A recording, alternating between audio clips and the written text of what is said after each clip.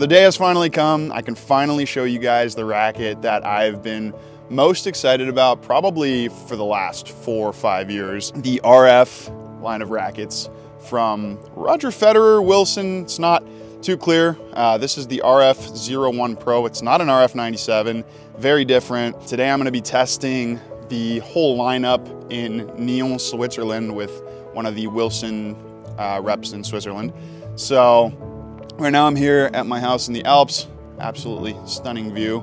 It's like 7:15 a.m., which is not a time I'm used to being up, but you know what? It's all gonna be worth it because this is a super, super exciting line of rackets. So yeah, it's gonna be kind of a vloggy style of video. I'm gonna take you, I guess, throughout my day, maybe on the drive, maybe do some cool cinematic shots on some passes in Switzerland. But anyways, I'm not gonna get too waffly here as I know I can. Yeah, see you in Switzerland.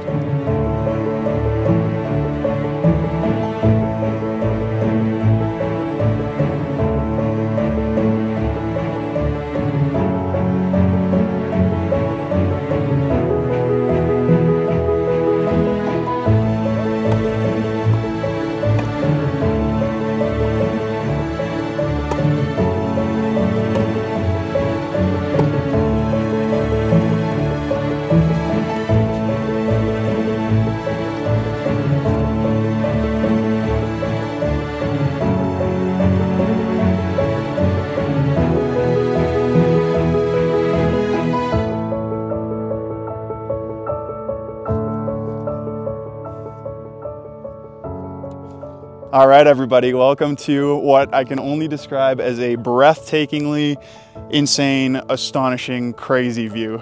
I think that's enough superlatives for it, but actually, no, it's not. This is just insane. But yeah, I just finished playtesting the brand new RF by Wilson 01 racket series. So the one I'm holding in my hand right now is the 01 Pro. I also tested the standard 01 and I spent a little bit of time with the future 01. Yeah, I just wanted to talk a little bit about these rackets and I wanted to make it kind of a more special setting, I guess, because yeah, I mean, Roger Federer is from Switzerland. I'm at the Col du Grand Saint-Bernard, but I believe I'm technically on the Italian side, which is a bit of a bummer, but you know what, whatever, who cares? So I'm gonna start with the RF01 Pro. I guess it's kind of the flagship one. It's the one that Federer was actually playtesting to switch to when he was testing this series of rackets back in 2022. It was actually before he retired. He was planning on switching to a new racket, kind of like he did with the RF97 from the 90 square inch rackets that he switched to, just because he wanted a little bit more help with power and spin. And to be honest, when I first saw these rackets, I was pretty shocked with how different they were considering what he had used for his whole career. It's a non-constant beam and it's more of a oval design rather than the box beam that he'd been using his whole career. And yeah, when I saw that, I just thought, no, the feel's gonna be way too different, probably more jarring, definitely less traditional. And to be honest, as soon as I stepped on the court, those fears washed away the first shot I hit. So just for reference, here are some of the specs and a few more details about this racket. It's a 98 square inch frame, so +1 on the RF97 and Pro Staff 97. It's still a 16 by 19 string pattern. Obviously that beam being undulating is the really important thing here. I believe it's 21, 22, and 23, or 22, 23, and 21. I don't know exactly. The static weight is 320 grams unstrung, and the swing weight strung came in at around 325 grams. So when I was testing all those things, I was like, this is just not an RF97, and I don't believe that Federer would switch to a racket like this. It's not gonna feel anything like an RF97. It's not gonna feel traditional. It's not gonna play traditionally. But then what started really turning my head with this thing was the technology, or should I say the lack of technology. Obviously, layup technology has become a super important part of Wilson rackets over the last 5 years, ever since the Clash came out. And it's not a bad thing. I mean, it's probably the right way to go, adding technology to rackets to make them more user-friendly. But, you know, when I saw a lack of technology in here, I was pretty excited because technology does take away from feel a little bit. And then I saw another thing, and that's that this racket is foam filled, which is super exciting. And then I got onto the court, I hit my first forehand, and my goodness, all those fears evaporated. I can confidently say that this is not a radical, it's not a pure strike, not that those are bad rackets, but there is something that feels incredible with this racket when you make contact with the ball. The foam definitely has something to do with it, but there's just this ultra responsive, connected feel to the ball that you have. I honestly have never really felt that good a feel with a racket that didn't have a constant beam, and that just created this sensation of connectedness to the ball that kind of made it all come together for me as to why Federer could have switched this. Now, does it feel like a Pro Staff?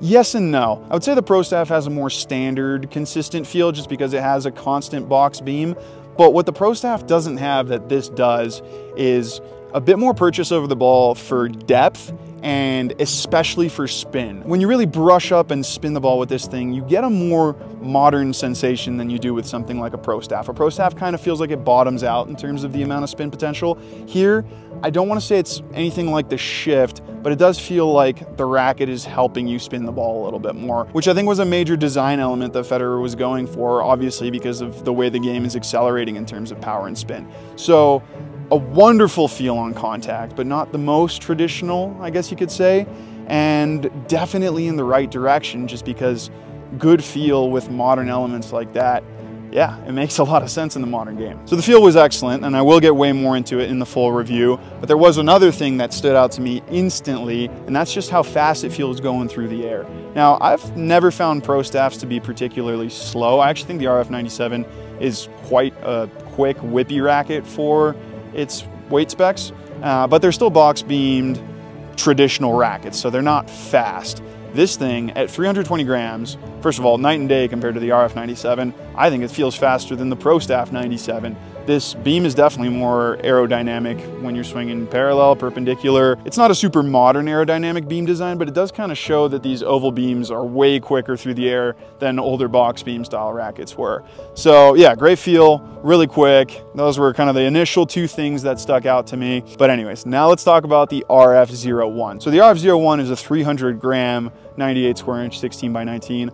I couldn't tell exactly if the beam was different, but it did feel pretty different. To me, the RF01 Pro is a really precise kind of player's racket, and the RF01 is definitely a player's racket, but it did feel a little bit easier to make perfect contact every time. Obviously, it's easier to swing because it's lighter, a little bit more free power, a little bit more spin.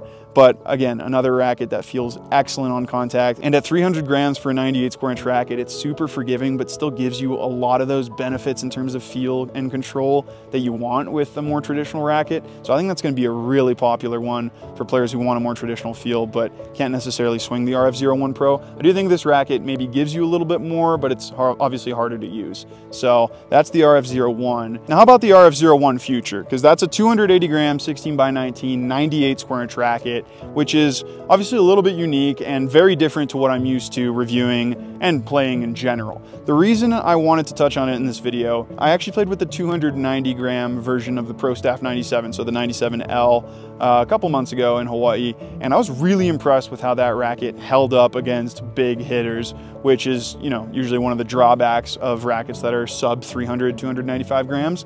So I thought, well, if this is comparable to the RF97, Pro Staff 97, then maybe the 280 gram is going to be playable at that high level. And to a certain extent, I think it is, but less so than the Pro Staff 97L. I mean, 280 grams is light for sure, so you miss that stability when your opponent's hitting big, and there's not much stabilization technology going on inside here, so yeah, it's kind of that weight at face value. But otherwise, it's super quick. It has the feel, spin, power profiles of these heavier RF01s, but it's significantly easier to swing, and I think that's going to fill a niche that doesn't necessarily have that many rackets right now. I mean, there aren't really many light rackets that have solid traditional feel like that, and that's because you do generally need a little bit more weight to compensate for that smaller head size, thinner beam, etc.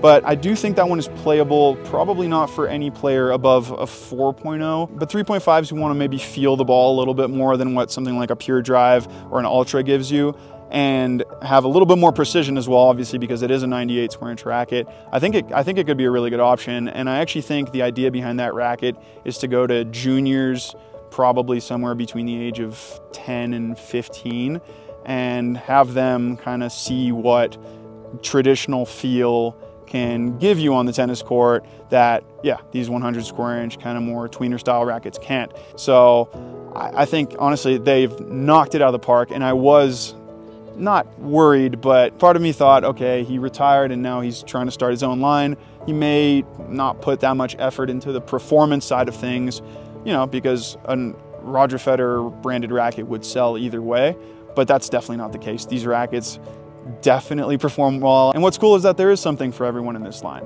The other thing I wanted to talk about quickly is the design. Obviously, it's a mostly black racket. It has that kind of color shifting, that light. It looks almost like cobalt gray in certain lights, which, yeah, you know, it's a Wilson thing now to have these light shifting rackets. It's got that RF branded butt cap, which is really cool. This is an RF racket by Wilson, so that's pretty cool, and we'll see kind of what comes of that. But yeah, I'm glad he went for the all black design. It was pretty obvious near the end of his career that that was his favorite colorway for a racket. There's also a bag, which is a good bag, an expensive bag for sure.